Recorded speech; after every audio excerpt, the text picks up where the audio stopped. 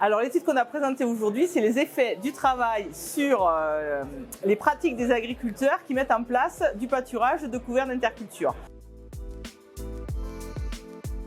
Donc avec à la fois des éleveurs qui sont pâturants chez des partenaires, déjà la vision des partenaires qui reçoivent ces troupeaux et puis des gens qui font ça directement chez eux. Et donc ce qu'on essaie de savoir, c'est qu'est-ce que ça va changer sur leur travail. Parce qu'en fait, on a déjà fait des études où on l'a abordé un petit peu et en fait, c'est très compliqué de savoir. Donc là, on a vraiment travaillé spécifiquement le travail, que le travail, tout le travail. Et donc, on les a interrogés avec la méthode bilan de travail.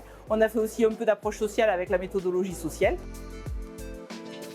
Et donc, on a pu essayer d'estimer ce qui se passait. Donc, ce qu'on a vu, c'est pour les céréaliers, c'est assez simple. Ils arrivent très très bien à chiffrer ce que ça leur fait gagner en temps de travail. C'est assez mathématique pour eux. Par contre, pour les éleveurs, c'est beaucoup plus compliqué parce qu'il y a des choses en plus, des choses en moins. Et en fait, ça modifie complètement au niveau de leurs élevages ce qu'ils sont en capacité de faire. Et donc, ça peut leur permettre d'arriver à des modifications qui sont quand même assez conséquentes sur le système d'exploitation.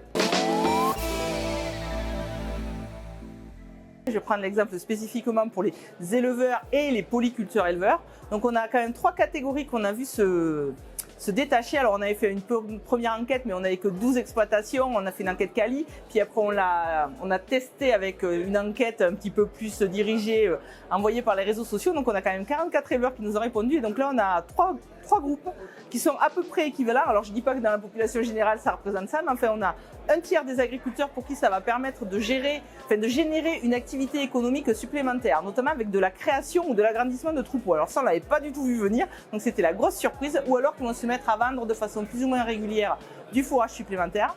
On a des éleveurs pour qui en fait ça ne change rien en termes de conditions de travail et de temps de travail, mais ça va plutôt leur amener de la sérénité parce que ça les assure sur la reconstitution du stock et l'autonomie fourragère. Donc on va dire qu'à eux, au niveau du boulot, ça change pas grand chose, mais au niveau de sérénité, ça change beaucoup les choses. Et puis on a un dernier lot où là on va avoir des gens qui vont faire des modifications de système par rapport à l'allègement du temps de travail, notamment autour de tout ce qui va être la surface fourragère, soit en diminuant carrément la réalisation des stocks, puisqu'ils vont faire pâturer ailleurs, donc ils ont moins besoin de faire des stocks et donc de passer du temps sur leur tracteur, voire pour ceux qui ont quand même besoin d'avoir leur prairie, c'est mettre ces prairies au repos et donc limiter les besoins de refaire la prairie régulièrement, donc c'est moins de boulot et moins de charges.